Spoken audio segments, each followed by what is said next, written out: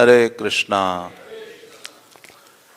तो आज श्रीपाद रामानुजाचार्य का तिरुभाव तिथि है। तो आज हम श्रीपाद रामानुजाचार्य का गुणगान करने का प्रयास करेंगे। कल महानतम आचार्य मध्वाचार्य का तिरुभाव था और आज उसी कड़ी में श्रीपाद रामानुजाचार्य का तिरुभाव दिवस है। तो श्रीपाद रामानुजाचार्य का प्राकट्य दक्षिण भारत में हुआ था, क्योंकि पद्म पुराण कहता है कि भक्ति का जो जन्म है द्रविड़ देश दक्षिण भारत में हुआ है, और भक्ति देवी आगे चलकर आती है महाराष्ट्र में, वहाँ वो युवा अवस्था प्राप्त करती है। तो इस प्रकार से ये जो दो स्थान है महत्वपूर्ण है, इसलिए दक्षिण भारत को भक्त भूमि कहा जाता है। भगवान कृष्ण प्रकट होने के पश्चात जब चले जाते हैं, कलयुग शुरू होकर 50 साल हो गए थे, 100 साल हो गए थे, 150 साल हो गए थे। भगवान ने देखा कि मेरे जो भगवत भक्ति है उसका प्रचार आदि बना रहना चाहिए, क्योंकि भगवान को सर्वाधिक चिंता है इस जगत के जीवों की।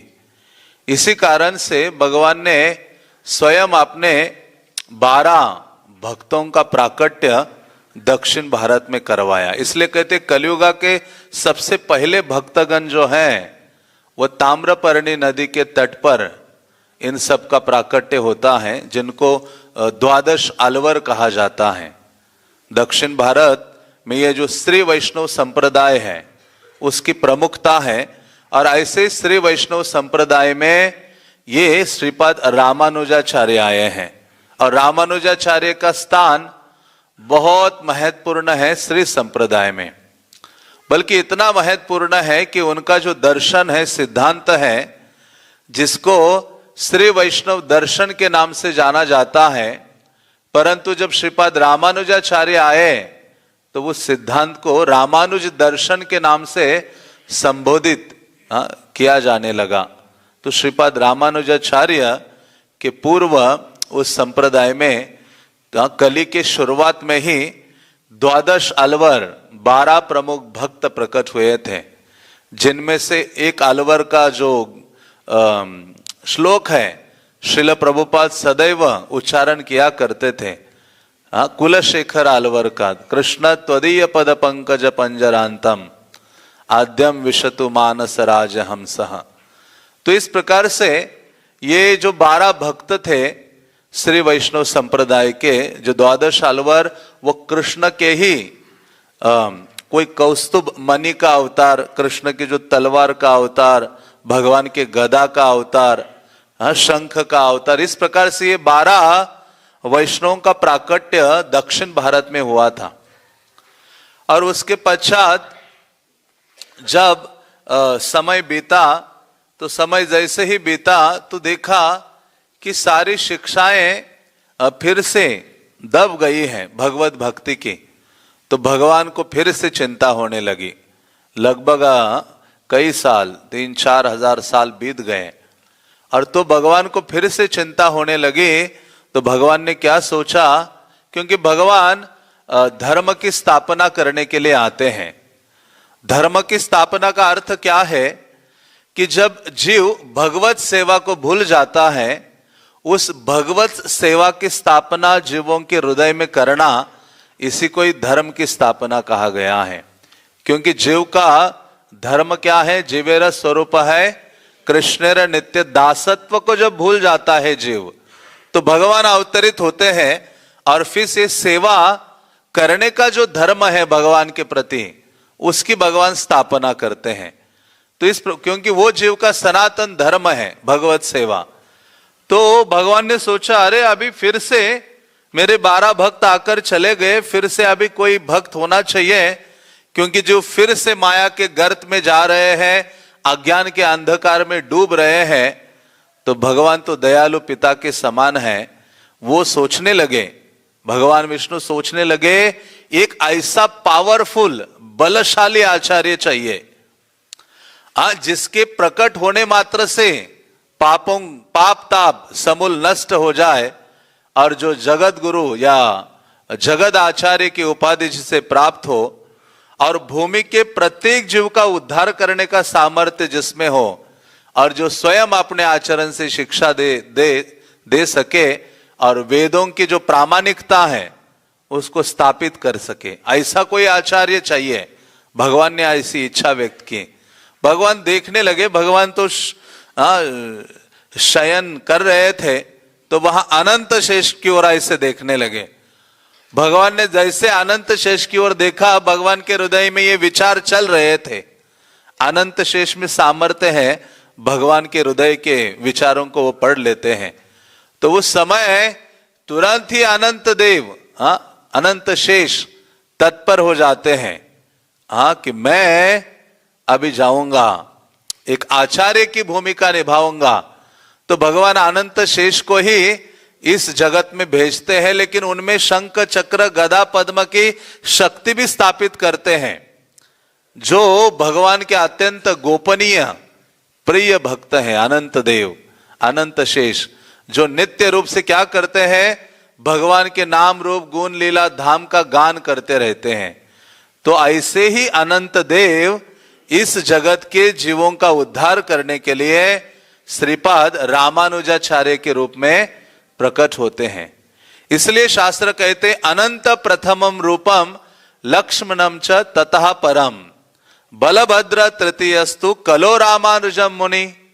कहते सर्वप्रथम ये अनंत के रूप में है, ये लक्ष्मण के रूप में भी आए थे, और द्वापर में बलदेव के रूप में आए थे, और कलो रामानुजम मुनि, कलियुगा में कौन से रूप में आए हैं, श्रीपाद रामानुजाचार्य के रूप में आए हैं।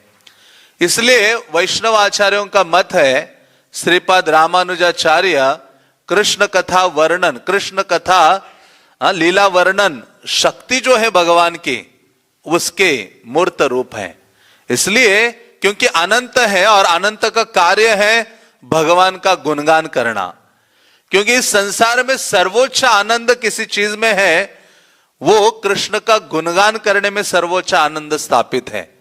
इसलिए कहा गया है जिह्वा को सर्वप्रथम भगवत सेवा में निरंतर लगाना चाहिए, और यही कामना करनी चाहिए कि जीवन के अंत तक मैं अपने जिह्वा से भगवान के गुणों का, लीलाओं का, नाम का, धाम का गान कर सकूं।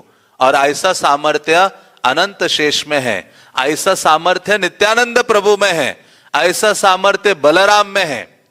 इसलिए कहा गया है चैतन्य लीला का जो भंडार है, वो नित्यानंद प्रभु की कृपा से ही उत्पन्न हो सकता है।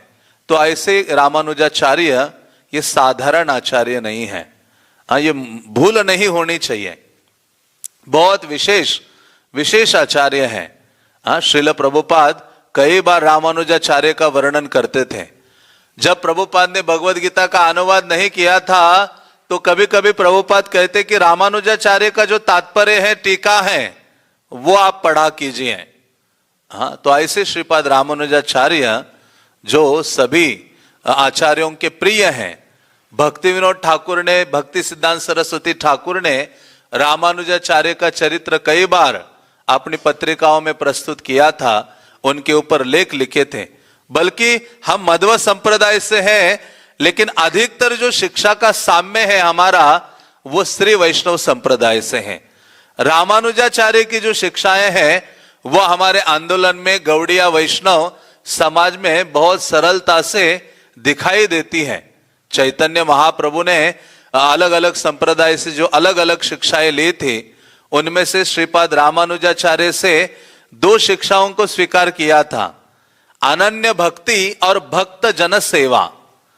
और यही चीज आप देखो चैतन्य महाप्रभु के सारे शिक्षाओं में, आचरण में ये दो चीजें बहुत प्रस्तुत होती है या दिखाई देती है, उल्लेख प्राप्त होता है कि अनन्य भक्ति, न धनम न जनम न सुंदरीम कविताम वा जगदीश कामये।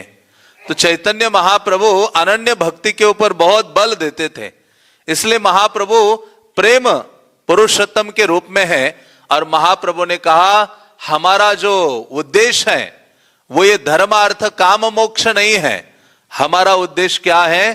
प्रेम पुरुषार्थ है, प्रेम को प्राप्त करना, जो अनन्य है, जिसमें किसी अन्य दूसरा कोई भाव नहीं है। और दूसरी जो चीज है भक्त जन सेवा। चैतन्य लीला में कितना उदाहरण है, कितने ऐसी घटनाएं हैं जिसमें ये उल्लेख प्राप्त होता है कि वैष्णव सेवा ही सर्वोपरि है। छाड़िया वैष्णव सेवा निस्तार पाइछे केबा। वैष्णव के अनुगत हुए बिना भगवत प्राप्ति असंभव है।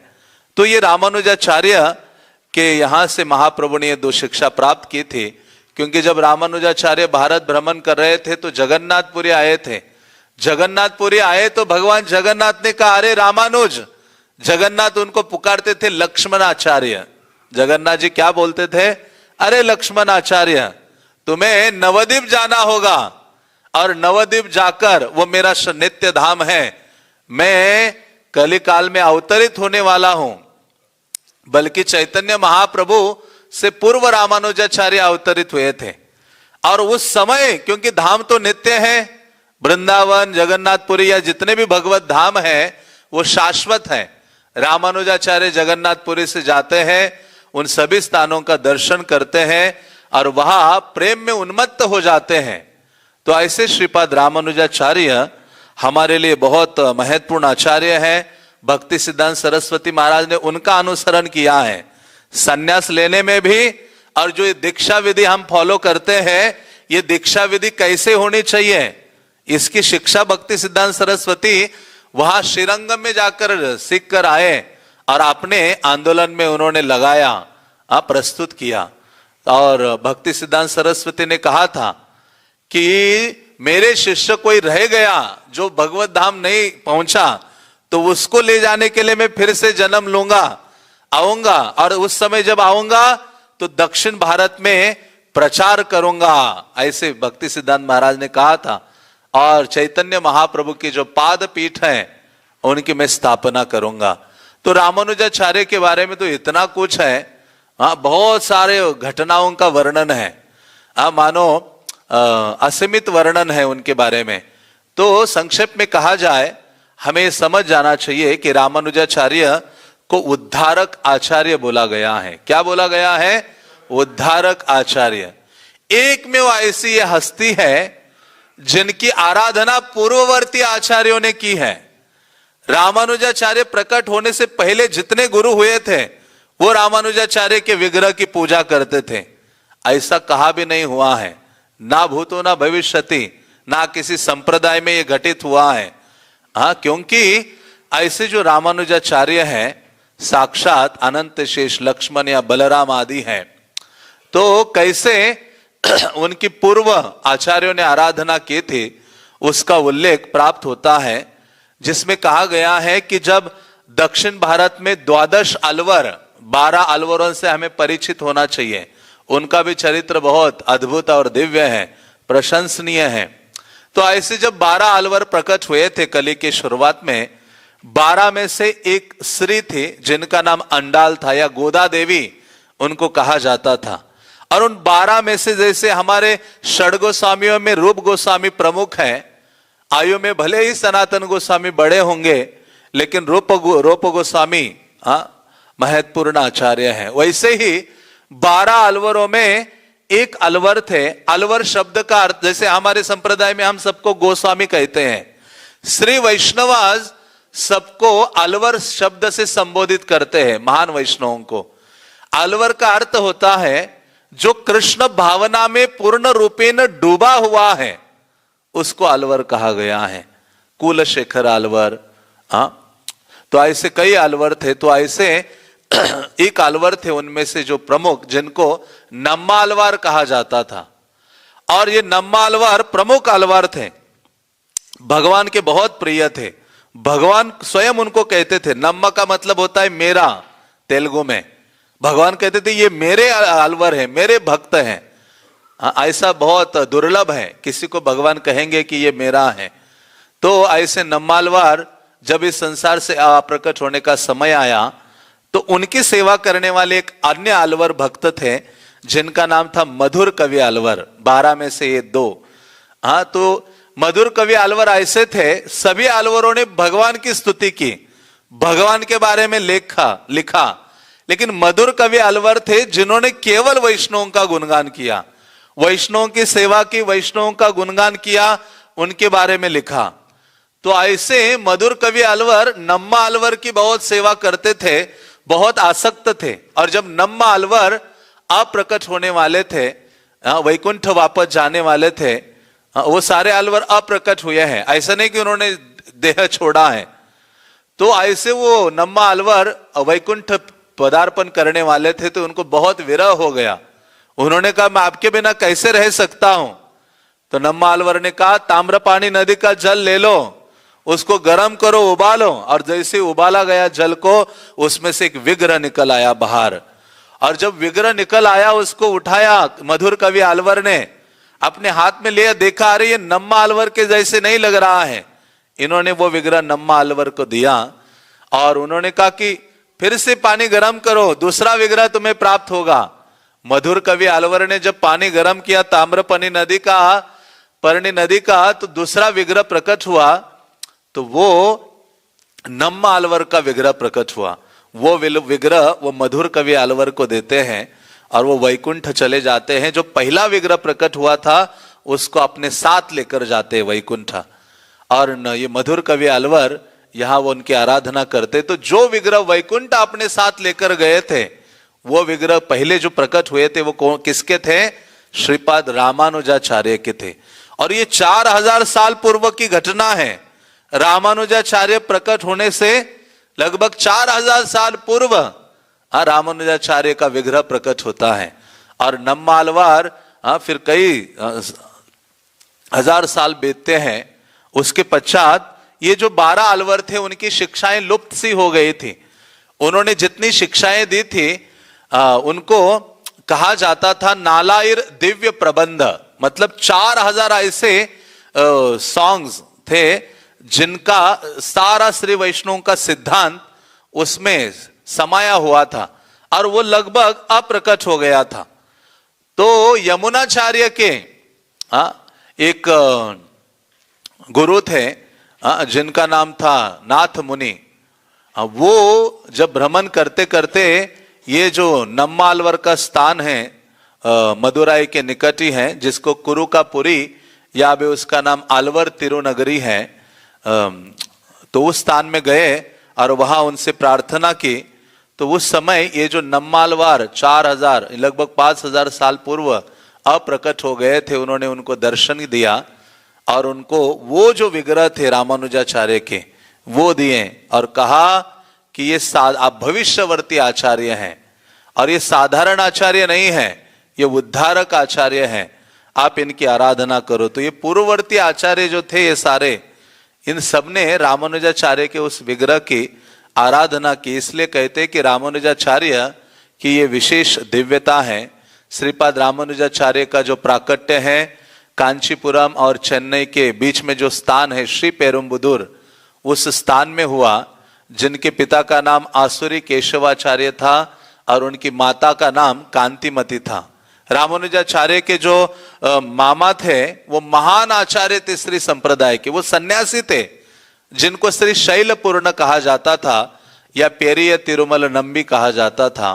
तो ऐसे शैलपूर्ण ने ही रामानुजाचार्य का जब जन्म हुआ देखा ये साधारण व्यक्तित्व नहीं है, असाधारण इनमें गुण है। उनका नाम उन्होंने रामानुज रखा। बल्कि इनके माता पिता थे वो इंतजार कर रहे थे, कोई संतान नहीं थे। चेन्नई में एक मंदिर है जिसका नाम है पार्थ सारथी। ऐसे विग्रह जिनकी मूछें हैं कृष्ण की, अर्जुन है उनके साथ।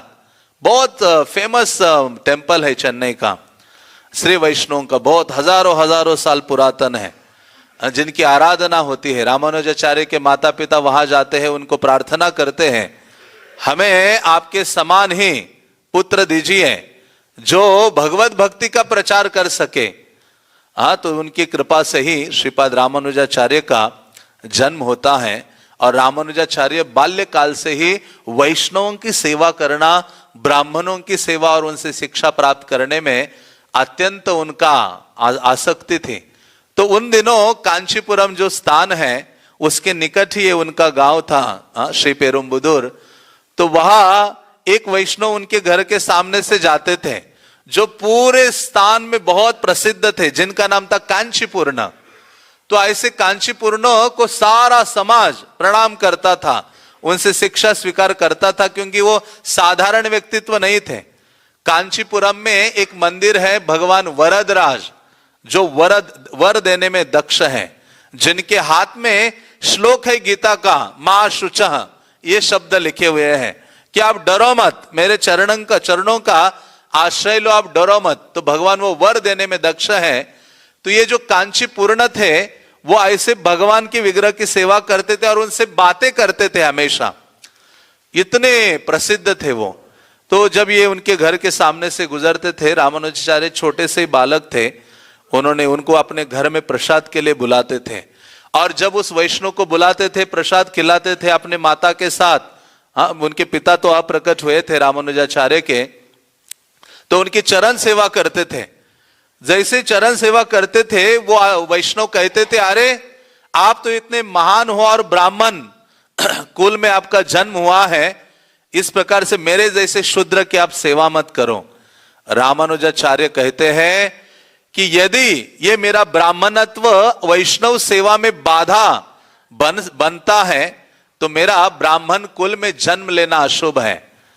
वास्तविक ब्राह्मण वो है जो विष्णु की सेवा और वैष्णवों की सेवा में पूर्णतः समर्पित है। तो ऐसी जब वाणी बाल्यकाल के ये रामानुज की देखी तो कांचीपूर्णा आश्चर्यचकित होते हैं और वो कहते, ये छोटे से बालक की भक्ति के प्रति इतनी आस्था है। तो ऐसे जब 16 साल की आयु हुई तो रामानुजाचार्य का विवाह होता है और वो अपने गांव को छोड़कर माता और अपनी पत्नी को लेकर कांचीपुरम, ये जो स्थान है, वहां आते हैं।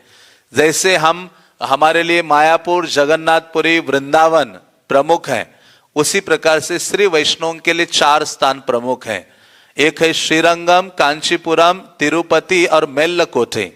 ऐसे कहा जाता है, कुछ भी हो, ये 4 स्थानों में निश्चित रूप से श्री वैष्णव जाते हैं, विग्रहों का दर्शन करते हैं, रामानुजा का गुणगान करते हैं। तो ऐसे रामानुजाचार्य कांचीपुरम में रहना शुरू करते हैं और वहां एक मायावादी सन्यासी थे यादव प्रकाश, उनसे शिक्षा स्वीकार करते हैं। और ऐसे शिक्षा स्वीकार कर रहे थे मायावादी सन्यासी से। तो एक दिन दोपहर का समय था, रामानुजाचार्य के उस मायावादी गुरु ने कहा कि मेरी जरा मालिश करो। तो तेल लगा के वो सारे बालक मालिश कर रहे थे।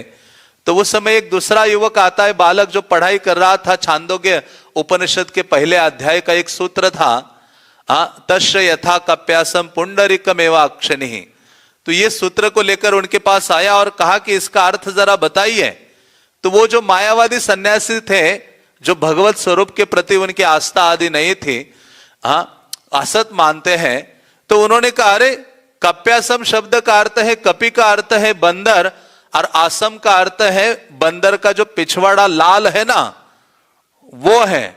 मतलब भगवान की जो आंखें हैं, बंदर का जो पीछे का अधोभाग है उसके समान लाल है। तो ये सुनकर रामानुजाचार्य जो उनकी यहां मालिश कर रहे थे खड़े होकर, ये सुनकर उनकी आंखों से पानी टपक के गिर पड़ा, रोने लगे कि अरे ये ऐसा आचार्य होकर भगवान की ऐसी तुलना बंदर के अधोभाग से करता है, ये उचित नहीं है। जैसे उनके आंखों से आंसू गिरे, वो सन्यासी उनके मायावादी गुरु कहते, रामानुज क्या हो गया? कहते कि ये मुझे उचित नहीं लगता है।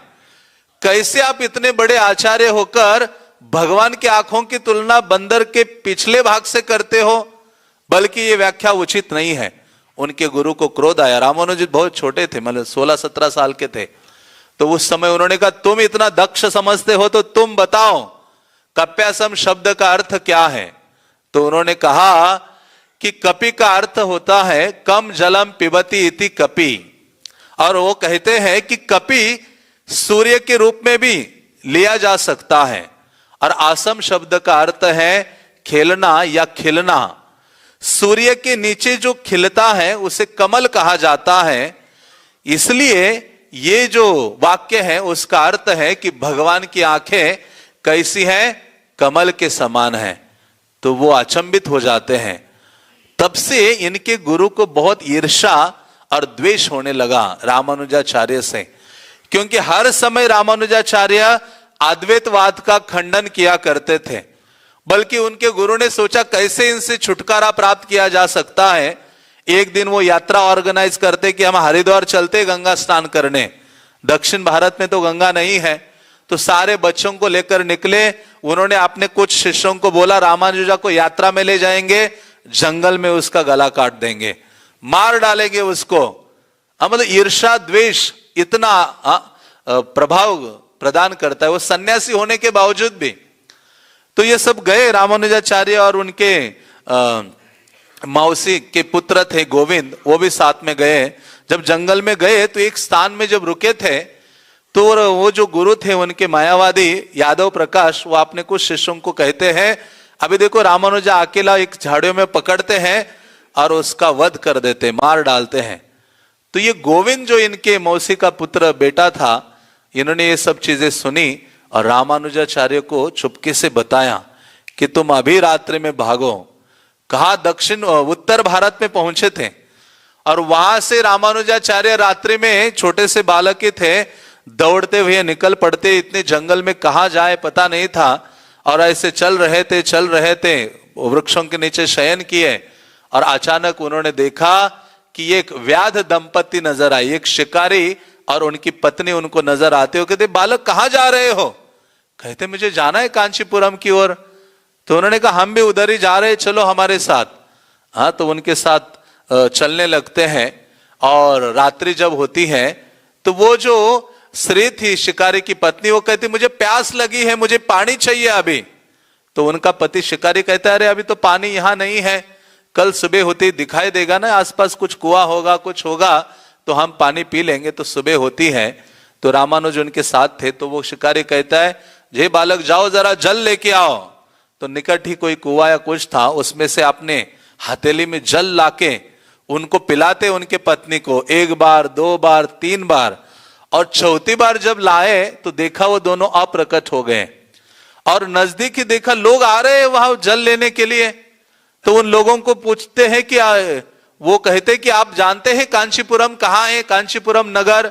उन्होंने कहा अरे आपको दिखाई नहीं दे रहा है, सामने इतने बड़े बड़े देवालय हैं, नजदीकी है। तो वो समझ गए कि ये जो व्याध दंपति थे वो साक्षात लक्ष्मी और नारायण थे जो उनकी सहायता के लिए प्रकट हुए थे। तो रामानुजाचार्य अपने घर पहुंचते हैं और माता आदि को सारा वृत्तांत सुनाते हैं। तो रामानुजाचार्य इतने विशेष आचार्य थे कि श्रीरंगम नामक जो स्थान है श्री वैष्णव का मेन स्थान है, वहां उन दिनों एक आचार्य थे जिनका नाम था यमुनाचार्य।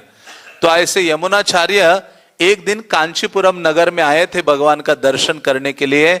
उन भगवान का नाम था वरदराज। और उस समय उन्होंने देखा कि ये जो रामानुज है, इनके कंधे में ये जो मायावादी सन्यासी यादव प्रकाश, उसने ऐसे हाथ रखा हुआ है, उनका शिष्य है। तो इनको बहुत दुख हो गया। यमुनाचार्य वैष्णव थे, तो उन्होंने भगवान को प्रार्थना की कि आप जल्द ही रामानुजाचार्य को इससे मुक्त कर दीजिए हे प्रभु, और इसको वैष्णवों का आश्रय दीजिए और श्रीरंगम भेज दीजिए, क्योंकि मेरी आयु तो 100 साल हो गई है। अभी श्री वैष्णव संप्रदाय की जो धुरा है कौन आगे बढ़ाएगा। हाँ, तो ये प्रार्थना यमुनाचार्य ने रामानुजाचार्य के लिए की थी और रामानुजाचार्य सदैव वरदराज की सेवा में लगे हुए थे। और ऐसे उन दिनों जो कांचीपुरम चोल राजा निवास कर रहा था, तो उनकी जो पुत्री थी राजकुमारी, उसको भूत ने पकड़ लिया था, उसके ऊपर भूत सवार हो गया था। तो अलग अलग साधुओं को बुलाया जा रहा था, कौन इसका भूत उतार देंगे। तो ये जो रामानुजाचार्य के गुरु थे यादव प्रकाश, उनको बुलाया गया। तो यादव प्रकाश ने कहा मैं भूत बाधा दूर करने में बहुत दक्ष हूं। तो जैसे वो राजकुमारी के सामने गए, वो भूत बोलने लगा अरे मूर्ख, तुम तो मुझसे अधम हो, भागो यहां से। यादव प्रकाश को कहा तुम्हारा जो शिष्य है ना रामानुजाचार्य, रामानुज, उसको बुलाओ, उसके चरण मेरे सर पर पड़ेंगे तो मेरा उद्धार हो जाएगा। वो भूत बोल रहा था राजकुमारी के माध्यम से। तो यादव प्रकाश, जिनके पास संस्कृत आदि शास्त्रों की शिक्षा ले रहे थे रामानुजाचार्य, वो रामानुजा को लेकर आते हैं और जैसे ही उस राजकुमारी के सर पर अपना चरण रखते रामानुजाचार्य, तुरंत भूत उस राजकुमारी के शरीर को छोड़ता है और कहता है कि मैं धन्य हो गया आपके चरण के स्पर्श से, मैं निश्चित रूप से आध्यात्मिक जगत को प्राप्त करूंगा। तो ऐसे रामानुजाचार्य उस मायावादी सन्यासी के पास कई दिनों तक शिक्षा प्राप्त करते रहे, लेकिन हमेशा शंकराचार्य का मत प्रस्तुत कर रहे थे, मायावाद का। रामानुजाचार्य ने एक दिन सारे उनके सूत्रों का खंडन किया, तो उनके गुरु ने कहा तुम कल से मत आना यहाँ, हाँ यहाँ से भाग जाओ अभी, हाँ जहां तुम्हें शिक्षा लेना है वहां शिक्षा लो।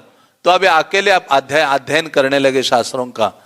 तो एक दिन उन्होंने कांचीपूर्ण से पूछा, जो महान वैष्णव थे, कि मैं अभी अकेले ही शास्त्रों का अध्ययन करता हूं और मुझे कुछ सेवा दीजिए। तो उन्होंने कहा देखो एक सेवा तुम कर सकते हो, भगवान वरदराज जो मंदिर में विराजमान है उनके लिए जल लाने की सेवा करो। रामानुजाचार्य 3 किलोमीटर दूर जाते थे, बाल्टियां भर भर के भगवान की सेवा के लिए जल लाना, यही उनकी सेवा थी। उन्होंने कहा भगवान की सेवा करोगे तो तुम्हारी इच्छाओं की पूर्ति होगी। और ऐसे रामानुजाचार्य सेवा करते रहे उनकी, भगवान की जल लाने की उनकी बाल्यकाल में या उन दिनों सेवा थी। तो उन दिनों श्रीरंगम में जो यमुनाचार्य थे, ऐसे यमुनाचार्य श्री संप्रदाय के प्रमुख आचार्य थे, बहुत वृद्ध हो गए थे, अपना शरीर त्यागने के बहुत नजदीक थे। उस समय उनके शिष्यों ने उनको पूछा कि आप बताइए कि भगवान तो इतने दूर है हमसे, तो उनकी सेवा कैसे कर सकते हैं। तो यमुनाचार्य ने बहुत सरल उत्तर दिया था। यमुनाचार्य ने अपने शिष्यों को कहा था कि भगवान की जो सर्वोच्च सेवा है वो है उनके भक्त की सेवा करना और उनके विग्रह की सेवा करना। आप ऐसा करोगे तो आप साक्षात भगवान की सेवा करते हो। तो उन शिष्यों ने पूछा कि आपके आप प्रकट होने के बाद हम किसका आश्रय लें। तो यमुनाचार्य ने कहा देखो पहले भी वरदराज ने हमें आश्रय दिया था, रंगनाथ ने हमें आश्रय दिया था, वेंकटेश बालाजी ने हमें आश्रय दिया था, आगे चलकर वे ही हमें आश्रय देंगे। हाँ, तो इस प्रकार से उन्होंने कहा था। तो लेकिन यमुनाचार्य की इच्छा थी कि श्री संप्रदाय को लीड करने वाला केवल एक ही व्यक्तित्व है, वो है श्रीपाद रामानुजाचार्य। जब तक वो श्रीरंगम में नहीं आएंगे तब तक एक संप्रदाय आगे नहीं बढ़ेगा। तो यमुनाचार्य ने बहुत सुंदर श्लोकों का रचना किया, जिसको कहते स्तोत्र रत्न। लगभग 20-25 श्लोक है। अब वो इतने अद्भुत है कि जो भी उसको सुनेगा उसका आकर्षण भगवान रंगनाथ के लिए जागृत हो जाएगा। वो उस स्थान में नहीं रहेगा, वो सुनकर भागेगा श्रीरंगम की ओर। तो ये जो स्तोत्र है, ये जो श्लोकास है, जिनका वर्णन करते हुए एक बार यमुनाचार्य के जो शिष्य है महापूर्ण, वो कांचीपुरम गए थे और वहां भगवान के सामने खड़े होकर उसका गान कर रहे थे। जब रामानुजा पानी की बाल्टी लाकर भगवान के लिए लेके जा रहे थे तो जैसे ही सुना, वो बाल्टी उनसे हाथ से गिरी और इतने आकर्षित हो गए। उन्होंने कहा आप कहां से आए हो। उन्होंने कहा मैं श्रीरंगम से आया हूं, जहां यमुनाचार्य अपने अंतिम दिनों में है, चाहते हैं कि आप श्रीरंगम आओ रंगनाथ के निकट। हाँ, तो रामानुजा ने कहा मैं अभी आपके साथ जाने के लिए तैयार हूं। तो महापूर्ण जो यमुनाचार्य के शिष्य थे उन्होंने कहा कि अरे आपके परिवार का परमिशन तो लेकर आओ, हाँ परिवार वालों को पूछ के आ जाओ। तो रामानुजाचार्य कहते हैं कि गुरु का जो आदेश है गृहस्थ जीवन के विचारों से भी अधिक महत्वपूर्ण है। हाँ, गुरु का आदेश है श्रीरंगम पहुंचना, तो मैं अभी निकलने के लिए तैयार हूं। तो वो दोनों श्रीरंगम पहुंचते हैं, क्योंकि यमुनाचार्य को उन्होंने मानो अपने गुरु के रूप में स्वीकार किया था रामानुजाचार्य ने। लेकिन जैसे ही वहां पहुंचे, देखा कि हजारों की संख्या में श्रीरंगम में लोग कावेरी के तट की ओर जा रहे हैं, कोई मंदिर की ओर नहीं जा रहा है। यमुनाचार्य और महापूर्ण ने पूछा आप सब कहां जा रहे हो। तो उन्होंने कहा आपको पता नहीं है इस संसार के सर्वोच्च आचार्य यमुनाचार्य ने अपना शरीर छोड़ा है। रामानुजाचार्य मूर्छित होकर गिर पड़े। जिनके हृदय में इच्छा थी उनसे शिक्षा लेने की, उनका दर्शन करने की, उनसे वार्तालाप करने की, तो ऐसे रामानुजाचार्य के ऊपर जल छिड़कते हैं, उनको उठाते हैं। रामानुजाचार्य को चला नहीं जा रहा था। वो अपने आध्यात्मिक गुरु को देखना चाह रहे थे, यमुनाचार्य को। जैसे उनके निकट गए, उनका शरीर वहां स्थित था जहां कई सारे वैष्णव खड़े थे। यमुनाचार्य ऐसे लेटे हुए थे, शरीर छोड़ चुके थे, लेकिन जो उनकी उंगलियां हैं ऐसी 3 उंगलियां ऐसी बंद थी, दो एक हाथ की और ऐसी 2 उंगलियां खड़ी थी। तो किसी का इसकी ओर ध्यान नहीं था, केवल रामानुजाचार्य का ध्यान था। इसलिए कहते जो सर्वोच्च शिष्य होता है, गुरु के मन की बात जानता है। तो जैसे ही उन्होंने कहा क्या यमुनाचार्य के हाथ पहले से ऐसे ही है उनकी उंगलियां? शिष्यों ने कहा नहीं, उनके तो 5 उंगलियां ऐसी खुली रहती थी। तो उस समय तुरंत 3 घोषणा रामानुजाचार्य ने की। उन्होंने कहा मैं स्वयं भक्ति में स्थिर होकर भगवत महिमा का प्रचार पूरे देश में करूंगा और जीवों को माया से मुक्त करूंगा। ये मेरी पहली घोषणा है। जैसे बोला रामानुजाचार्य ने, तुरंत यमुनाचार्य की 1 उंगली ऐसे ऊपर हो जाती है और सब आश्चर्यचकित होते हैं। फिर उन्होंने दूसरी घोषणा की। उन्होंने कहा विष्णु से परे कोई अन्य सत्य नहीं है और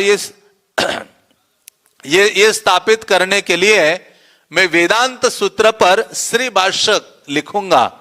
तुरंत उनकी दूसरी उंगली ऊपर हो जाती है।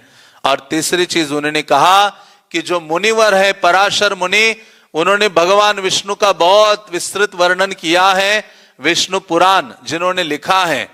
ऐसे पराशर मुनि के प्रति आदर प्रकट करते हुए मैं आगे चलकर मेरे एक विद्वान शिष्य का नाम पराशर रखूंगा। तो तीनों उंगलियां सीधा हो जाती है और मानो उनकी ये जो 3 अपूर्ण इच्छाएं थी यमुनाचार्य की, वो पूर्ति करने के लिए रामानुजाचार्य इस प्रकार का वक्तव्य करते हैं।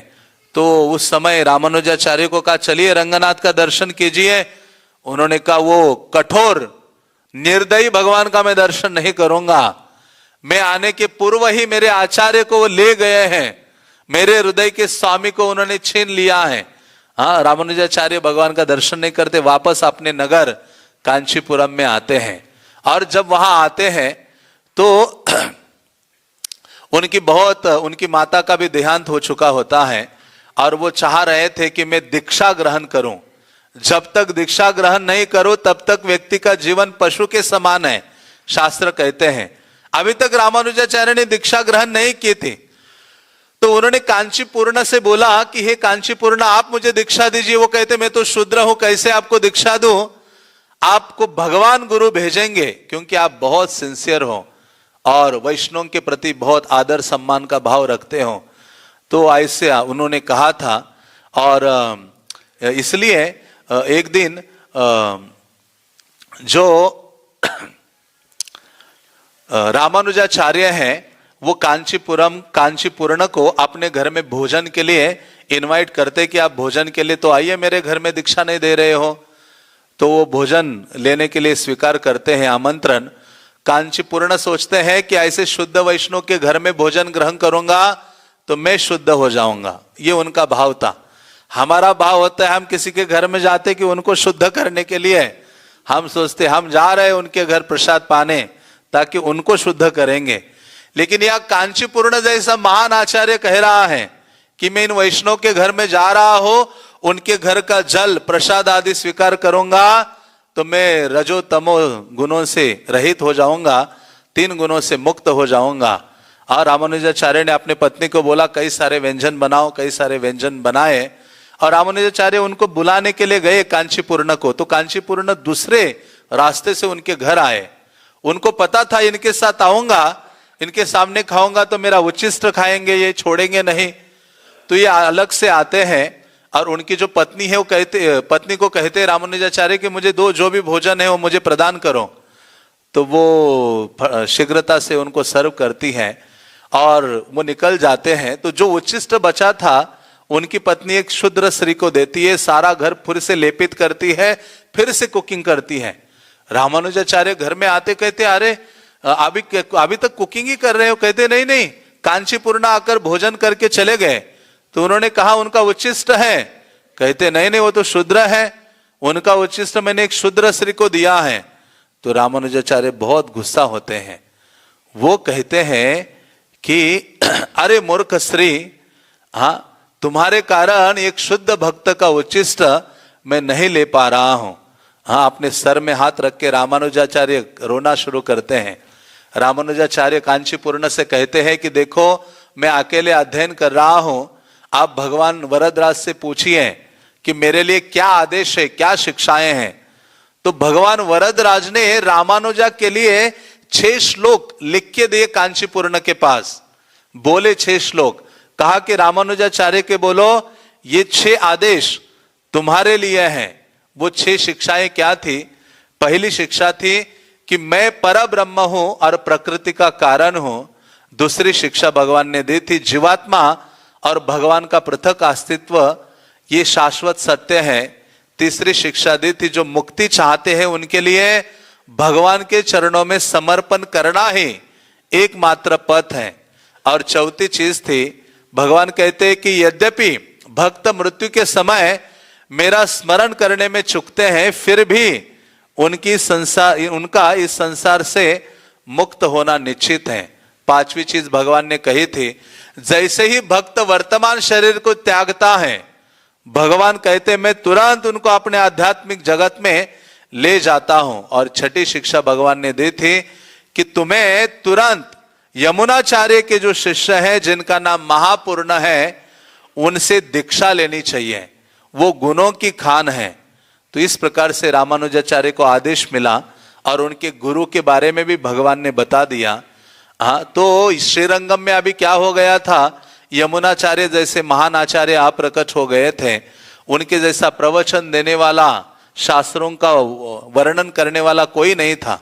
यमुनाचार्य के पुत्र थे तिरुवरंग, उनमें भी इतनी योग्यता और सामर्थ्य नहीं था। वो बहुत अच्छा गान करते थे लेकिन उतनी योग्यता नहीं थी। तो उन्होंने कहा कि हे महापूर्ण, आप जाइए कांचीपुरम की ओर और रामानुजाचार्य को अपने साथ लेकर आइए।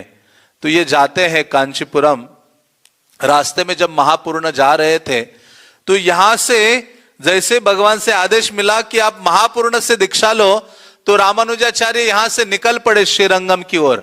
और रास्ते में उनकी मुलाकात होती है एक वृक्ष के नीचे जहां मंदिर था। महापूर्ण ने कहा चलो मैं आपको कांचीपुरम नगर में जाकर दीक्षा देता हूं। रामानुजाचार्य ने कहा नहीं, मुझे अभी इसी समय जंगल में दीक्षा दीजिए, क्योंकि मृत्यु का कोई भरोसा नहीं है। सोते समय, चलते समय, खाते समय, वृद्धावस्था, बाल्यावस्था, किसी भी समय में मृत्यु व्यक्ति को ग्रसित कर सकता है। हाँ, तो कहते मुझे अभी दीक्षा चाहिए। महापूर्ण तुरंत उसी जंगल में मंदिर था एक छोटा सा, वहां उनको दीक्षा देते हैं और रामानुजाचार्य आनंदित हो जाते हैं और अपने गुरु को लेकर अपने घर में आते हैं। तो रामानुजाचार्य की पत्नी एक दिन कुएं से पानी निकाल रही थी, उनके गुरु की पत्नी भी पानी निकाल रही थी। ये ब्राह्मण थे और वो थोड़े दूसरे जात के थे, उनके जो गुरु थे। तो लेकिन जब पानी उनके गुरु की पत्नी निकाल रही थी तो उसकी जो बूंदे हैं रामानुजाचार्य के पत्नी के घड़ा जहां था उसके ऊपर पड़ी। तो इनकी जो पत्नी थी ये बहुत आग की तरह चिल्लाने लगी। उन्होंने कहा हे पापी श्री, तुम्हारा नहीं, उन्होंने कहा कि ये क्या है, मेरे पति ने तुम्हारे पति को और तुम्हें सर के ऊपर चढ़ा के रखा है, तुम गुरु की पत्नी हो तो क्या हुआ, ऐसे थोड़ी पानी हमारे ऊपर उड़ा सकती हो, हमारे घड़े के ऊपर सारा अशुद्ध कर दिया तुमने, ये कर दिया, बहुत सारी बोलने लगी। और ये जब सुना महापूर्ण जो रामानुजाचार्य के गुरु थे, उनकी पत्नी ने, उन्होंने कहा भगवान की ये इच्छा है कि अभी वापस श्रीरंगम जाने का समय आ गया है, भगवान रंगनाथ हमें बुला रहे हैं। उसी क्षण उस स्थान को छोड़कर चले जाते हैं। रामानुजाचार्य घर आते हैं, पूछते मेरे गुरुदेव कहाँ गए, उनकी पत्नी कहाँ गई। तो उनकी पत्नी ने जो घटना थी वो सारी बोली। रामानुजाचार्य कहते हैं तुम तो बहुत पापी स्त्री हो, अपने पत्नी को बोला, तुम्हारा मुंह देखना महापाप है, ऐसे गुरुजनों के प्रति तुम्हारा यह असद व्यवहार उचित नहीं है। और ये बोलकर वो चले गए मंदिर। मंदिर में भगवान के लिए फ्लावर आदि लेकर। उसके पश्चात जब वापस आ रहे थे तो रामानुजाचार्य को एक ब्राह्मण मिला। कहा, अरे ब्राह्मण देव, आप बहुत दुबले पतले हो गए हो। उन्होंने कहा, क्या करो, कुछ खाने के लिए मिल नहीं रहा है आजकल प्रसाद। अभी अभी आपके घर में गया था, आपके पत्नी से कुछ भोजन मांगा, उन्होंने ऐसे धुतकार दिया, मुझे भगा दिया।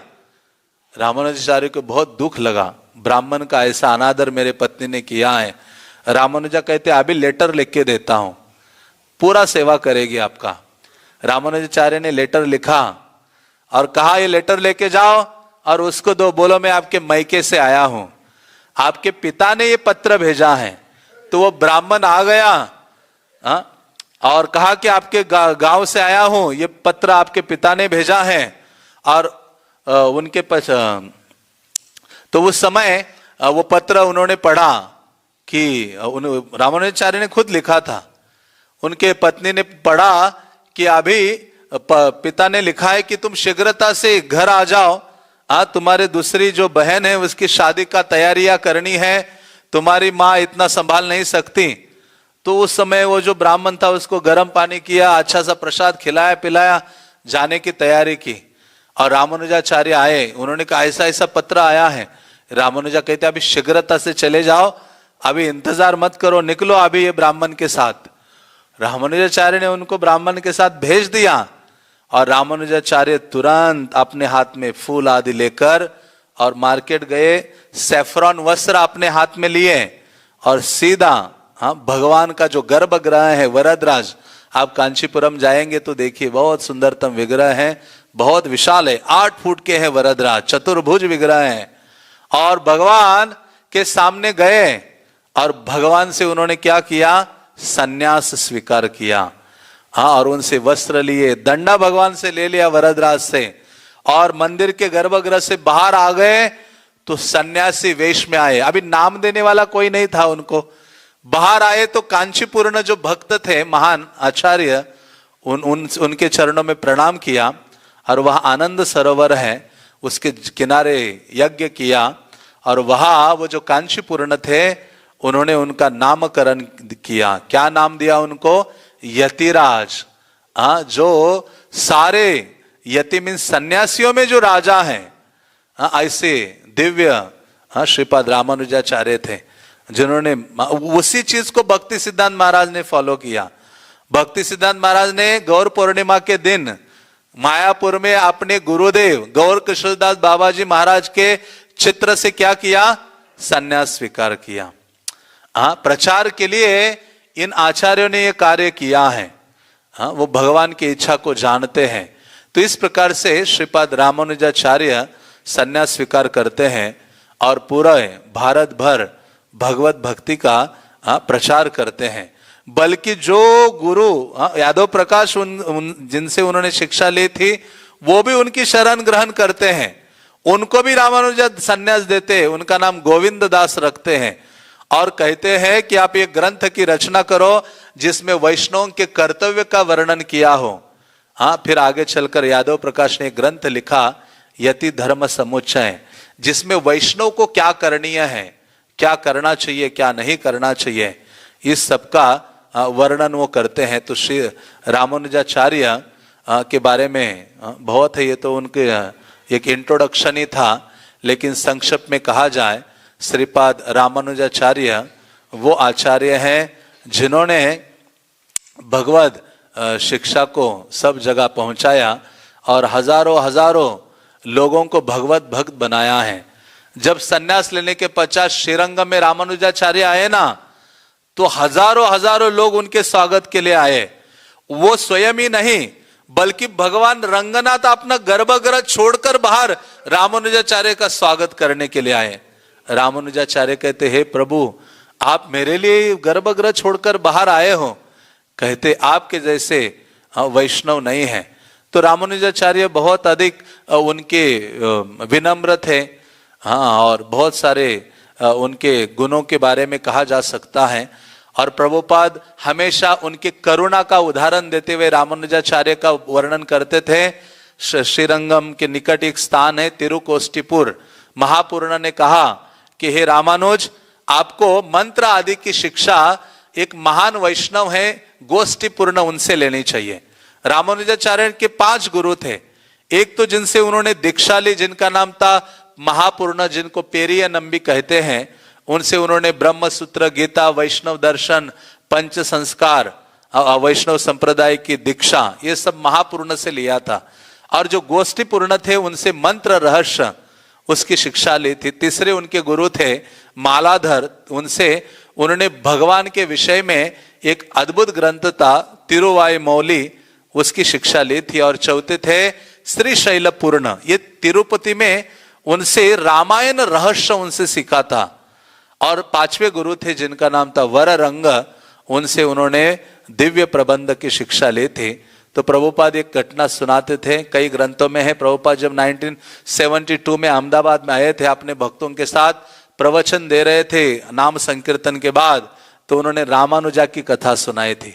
प्रभुपाद ने कहा रामानुज वो आचार्य है जिनके हृदय में करुणा भरी पड़ी है, जो जीवों के उद्धार के लिए नरक जाने के लिए तैयार है। उन्होंने कहा प्रभुपाद ने कि वो गोष्ठीपूर्ण के पास जाते और कहते हैं कि आप मुझे शिक्षा दीजिए, मंत्र दीजिए, और ये गोष्ठीपूर्ण कहते हैं कि नहीं, आपको अभी मंत्र नहीं दूंगा। तो 18 बार, लगभग श्रीरंगम से 80 किलोमीटर दूर है वो स्थान, रामानुजाचार्य 18 बार चल के गए, तो भी उन्होंने कहा आपको मैं ये मंत्र नहीं प्रदान करूंगा। तो एक दिन भगवान बाहर आए थे पालकी में, और ये गोष्ठीपूर्ण जो गुरु थे आचार्य, उनको भगवान स्वयं बोले, अरे रामानुजा को क्यों नहीं मंत्र दे रहे हो? कहते वो शुद्ध नहीं है। भगवान कहते उनकी शुद्धि की बात मत करना, वो इतने शुद्ध है, जगत का उद्धार करने का सामर्थ्य रखते हैं। वो तो विनम्रतावश तुम्हें अप्रोच कर रहे हैं कि मंत्र आदि दीजिए, साक्षात अनंत शेष है। तो वो उनको मंत्र देते और कहते हैं कि ये गोपनीय रखिए, ये जो भी इस मंत्र का उच्चारण करेगा उसे वैकुंठ प्राप्ति होगी। और वो मंत्र प्रदान करते हैं ओम नमो नारायणाय। और जैसे ये मंत्र दिया, गुरु से दीक्षा मंत्र प्राप्त करके बाहर आ गए, उनके हृदय में ये भाव आ गया कि अकेले वैकुंठ क्यों जाऊं, ये सारे संसार के जो जीव है बाहर, उनको भी वैकुंठ भेजना चाहता हूं। ये महान वैष्णव का गुण है। तो वहां आज भी वो एक मंदिर है जिसकी दीवार है, जिसके ऊपर हम गए थे दर्शन करने। तो उस दीवार के ऊपर चढ़े, उस दीवार के ऊपर आज भी विग्रह है रामानुजाचार्य का। उस दीवार के ऊपर खड़े होकर उन्होंने बोला जितने भी आप आसपास उस गांव के लोग सब आ जाओ, मैं आज आपको एक अमूल्य रत्न दे रहा हूं। ऐसे रत्न को स्वीकार करके आप जीवन की शाश्वत सिद्धि और दिव्य सुख की अनुभूति कर सकते हो। तो हजारों की संख्या में लोग आए और उन्होंने कहा कि आप ये रत्न लेने के लिए तैयार हो जाओ। और सबके सामने जो गोपनीय मंत्र है उसका उच्चारण किया, ओम नमो नारायणाय। बोलिए। हाँ, जैसे उच्चारण किया, लोग इतने दिव्य आनंद को प्राप्त हुए और उनके गुरु को पता चला कि ये ओपनली सारा सीक्रेट बता रहा है। उन्होंने कहा ये विश्वासघाती है रामानुजा, नीच पुरुष है, पापी है, अनगिनत जीवन उसे नरकवास मिलेगा। क्रोधित हो गए थे। अभी ये मंत्र देकर सोचा गुरु का जरा आशीर्वाद लेते हैं। रामानुजाचार्य गुरु जी के पास गए। गुरु जी इतने क्रोधित हो गए थे, लेकिन उन्होंने कहा, रामानुजाचार्य ने कहा, हे गुरुदेव, मैं अनंत जन्मों के लिए नरक यातना भोगने के लिए तैयार हो। यदि सारे जीव भगवत चरणों को प्राप्त कर सके, वैकुंठ वापस जाए, तो मैं तैयार हूं नरक में निवास करने के लिए। जैसे उनसे ये वाणी सुनी तो उनके जो वो गुरु थे गोष्ठीपूर्ण, वो द्रवित हो जाते हैं और उनका आलिंगन करते हैं। तो ऐसे श्रीपाद रामानुजाचार्य हैं, विशेष आचार्य हैं, जिन्होंने शरीर छोड़ा था आज के दिन। अब श्रीरंगम जाओ, लगभग 1000 साल हो गया है, फिर भी उनका जो शरीर है आज भी उसी अवस्था में है। उन्होंने शरीर छोड़ने का जब समय आया तो उस समय उन्होंने अपने शिष्यों को कहा कि मैं अभी वापस जाना चाहता हूं। सारे शिष्य रोने लगे। उन्होंने कहा आप हमें छोड़कर वापस नहीं जाइए। तो उन्होंने अपनी अंतिम शिक्षा दी। उन्होंने कहा जिस प्रकार से रामानुजाचार्य की अंतिम शिक्षा बहुत महत्वपूर्ण है, जिस प्रकार से आप अपने गुरु की पूजा करते हो, उसी प्रकार से बाकी सभी वैष्णवों की आराधना, पूजा और सम्मान आपके गुरु के समान आपको करना चाहिए। और पूर्ववर्ती आचार्यों पर विश्वास रखना चाहिए, इंद्रियों के वश में नहीं होना चाहिए आपको। और सदैव उन शास्त्रों का अध्ययन करो जो भगवान की महिमा का गान करते हैं, और सदैव जप और भगवान के गुणों का गान करने में आनंद लेते रहो। और भगवान की सेवा करने का सर्वोच्च तरीका है भक्तों की सेवा करो। और ये वैष्णव मार्ग, भक्ति मार्ग को कदापि आपने भौतिक स्वार्थ के लिए इस्तेमाल नहीं करो। आगे वो कहते हैं कि दिन में कुछ समय बिताओ अपने आध्यात्मिक गुरु के महानता पर विचार करने के लिए। रामानुजा ने अपने शिष्यों को कहा, इस दिव्य देह को छोड़ने से पूर्व कहा कि डेली जो पूर्ववर्ती वैष्णव आचार्य हैं उनकी शिक्षाओं का अध्ययन करना चाहिए, और उन भक्तों का संग करो जो भगवान के प्रति पूर्णतः समर्पित हैं। और उन लोगों से बचो जो वैष्णव संप्रदाय के अलावा, अपने संप्रदाय के अलावा अन्य मार्ग की शिक्षा देते हैं, या कामुक सुख में जिनकी रुचि है, ऐसे व्यक्तियों का संग नहीं करो। तो एक शिष्य ने पूछा कि हमारा इस जगत में आचरण कैसे होना चाहिए? तो उन्होंने कहा, जिसने नारायण का समर्पण किया है उसको अपने भविष्य की चिंता नहीं करनी चाहिए। उन्होंने कहा सभी जो कर्तव्य हैं भक्तिमय कार्यों के माध्यम से होने चाहिए, और निरंतर श्री भाष्य का अध्ययन करो और दूसरों को भी ये शिक्षा दो। क्योंकि ये दूसरों को ये जो शिक्षा देना, प्रचार करना, ये भगवान को सबसे अधिक प्रसन्न करता है। रामानुजाचार्य ने कहा जो शिक्षा आपको प्राप्त है वो दूसरों को दो, ये भगवान को अधिक प्रसन्न करता है। तो फिर रामानुजा कहते यदि आपसे ये नहीं हो रहा है तो क्या करो, अपने निकटतम भक्तों के साथ अध्ययन करो और थोड़ी बहुत शिक्षा का प्रचार करो। आपसे वो भी नहीं हो रहा है तो रामानुजाचार्य ने कहा आपसे प्रचार नहीं हो रहा है, शास्त्रों का अध्ययन नहीं हो रहा है, तो किसी पवित्र स्थान में निवास करो और वहां सेवा करने का प्रयास करो। और आपको किसी पवित्र स्थान करना, निवास करना भी आपसे नहीं हो रहा है तो आप जहां हो वहां रहो, आपने आध्यात्मिक गुरु के प्रति समर्पित रहो, और जो आपको वैष्णव मंत्र प्राप्त हुआ है उसका उच्चारण करो।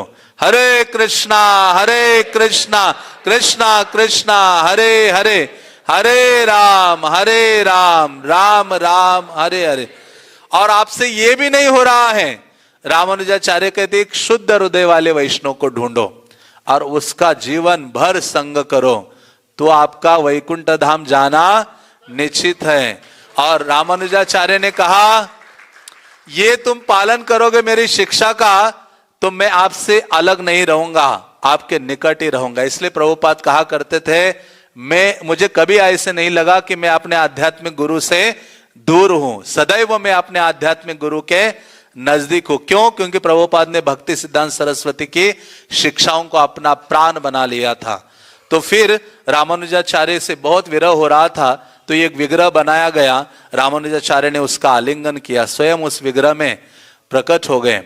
और उन्होंने अपने एक शिष्य थे गोविंद के गोद में अपना सर रखते हैं, अपने चरण, दूसरे शिष्य थे आंध्रपूर्ण, उनके गोद में अपने चरण रखते हैं, और सामने अपने जो गुरु थे महापूर्ण, उनकी जो पादुकाएं हैं उनकी ओर अपना दृष्टिपात करते हुए अपने शरीर को त्याग देते हैं रामानुजाचार्य 1137 में। और जब शरीर त्यागा तो सारे आचार्य भक्तगण बहुत दुखी हो जाते हैं, उनको समाधिस्थ किया जाता है, ऐसे सिटिंग पोजीशन में समाधिस्थ करते हैं। तो दूसरे ही दिन वो समाधि से बाहर आकर ऐसे ही बैठ जाते हैं, और आज तक 1100 साल हो गया है, तब से श्रीपाद रामानुजाचार्य इसी मुद्रा में बैठे हैं श्रीरंगम में। आपको जरूर जाके उनका दर्शन करना चाहिए। उनका हर 10 या 14 साल में सारे शरीर का जो उसके ऊपर लेप चढ़ाया जाता है, अलग अलग जो आयुर्वेदिक चीजें हैं, और उनके नाखून बढ़ते हैं, हाँ, ऐसे कई सारे लक्षण हैं। तो श्रीपाद रामानुजाचार्य का वो दिव्य देह आज भी इस बैठी मुद्रा में है, और ऐसे विशेष विशेष आचार्य हैं जिनके बारे में हमें श्रवण करना चाहिए और उनका गुणगान करना चाहिए। उनसे दो शिक्षाएं हमें हमेशा याद करनी चाहिए। एक है अनन्य भक्ति भगवान के प्रति, और दूसरा है भक्त जन सेवा। हाँ, ये श्रीपाद रामानुजाचार्य की सर्वोच्च मानव देन है, और उनका जो चरित्र है बहुत सारी घटनाओं से भरा पड़ा है। हरे कृष्णा कृष्णा कृष्णा हरे हरे, हरे राम राम राम हरे हरे। श्रीपाद रामानुजाचार्य के पतित पावन श्रील प्रभुपाद